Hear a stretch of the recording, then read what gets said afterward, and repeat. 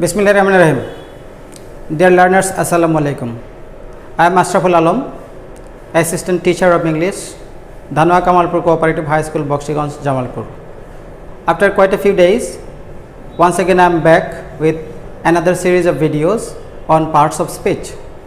In the previous videos, I talked about different sentences. Actually, parts of speech are considered to be the most important topic of every language, of course in English also. Actually, what is speech? Speech is an utterance which conveys some message. Whenever we need to talk, we make some speech, and those speech are written through some sentences or used through some sentences, and those speech or sentence consists of different parts, and we call them parts of speech. Actually, in English there are total 8 parts of speech. They are noun, pronoun, adjective, verb, adverb, preposition, conjunction and interjection. Today I am going to talk about noun, the first item of part of speech. So what is a noun? As we know, noun is a naming word.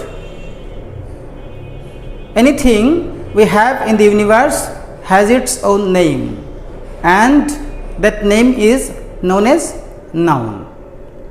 I have written all the nouns, but you see, I have written little differently compared to what we see in our ordinary books. First, I have written material noun, then common noun, then collective noun, proper noun and abstract noun. Okay, I have a little reason behind writing this way. Material noun is a matter or substance that we cannot count, only we can weigh or take measurement. And you see, wood, actually wood is such a substance that we cannot count. We can measure, we can weigh, but a chair we can count it. So it's a common noun, and common noun is made of material noun. Again, a ring. Ring is an ornament which we wear, and it is made of gold. It can be made of gold like that. And collective noun, it is a collection of some common nouns. Class, collection of some students. Students are common, but the class is collective. Like a team, a collective noun, it consists of some players, and players are, we know, common nouns. Like a jury, jury is a collective noun, it consists of some judges. Okay. Next, proper noun. Proper noun is a noun that is specific to somebody, something or some place. Like Dhaka, a specific name, and of course capital city of Bangladesh. Kolkata, then Colombo. So these all are specific names. These specific names or individual names are called proper nouns. And finally, abstract noun, you see, knowledge, childhood, honor, dignity, etc., which has no physical shape, which we just can imagine.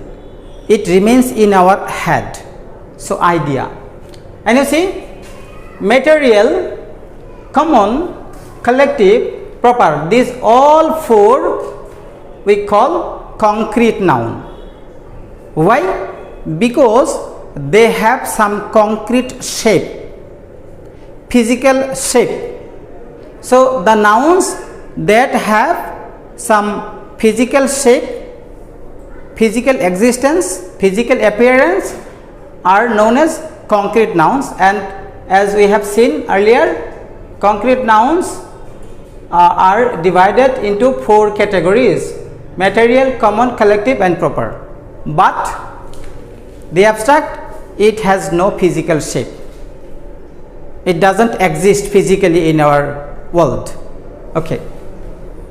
So this category is as per the physical existence of the nouns. Again, the nouns can be divided from another consideration, and that consideration is countability. That means, can we count the nouns or not? If we can count, they are in one category, that is countable nouns, and if we cannot count, they will be in another category. We call them uncountable nouns. Okay.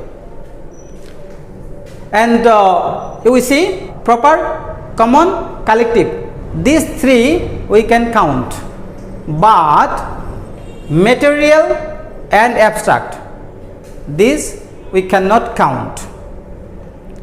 And when countable noun, they have two forms, singular and plural. Countable nouns can be used singularly or plurally. If the number is 1 of a countable noun, we call it singular. If the number is more than 1, we call it plural. Okay. Like if I write book, it's a singular word, and if we use one s with it, books, it means plural. So there are some rules of making singular nouns into plural. We can talk it in another videos, but we all know it. Proper, common, collective, these are countable. Many may ask question like, how proper noun can be counted or collective noun can be counted? Yes, they also can be counted. That means these proper, common, collective, all the three nouns can be used as common nouns. Proper noun also can be used as common, collective noun is also used as a common noun. If I give an example, like Rabindranath is our Homer, Nazrul is the Shelley of Bengal.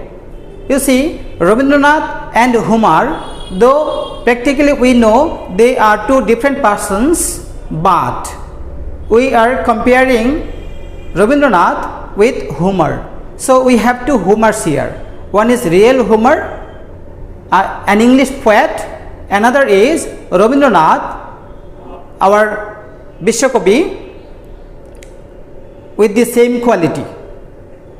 And again, Nazrul is the Shelley of Bengal. So Shelley, an English poet, Nazrul is our rebel poet. We are comparing one with another. So this is also common. Like this, proper noun can be used as common nouns. And same way, collective nouns are also used as common nouns. Like 5 teams are participating in the tournament. So teams here are common. So when common noun, we will use same way, singular and plural. Now come uncountable noun, material and abstract, like water, oil, then I said wood, then sand, etc., etc. These material nouns cannot be used in plural forms. Same way, abstract noun like honesty, bravery, then honor, childhood, studentship, teachership, these all are abstract noun and they cannot be counted. Okay, this much today. In the next video we will talk about pronouns and their different parts. Thank you very much.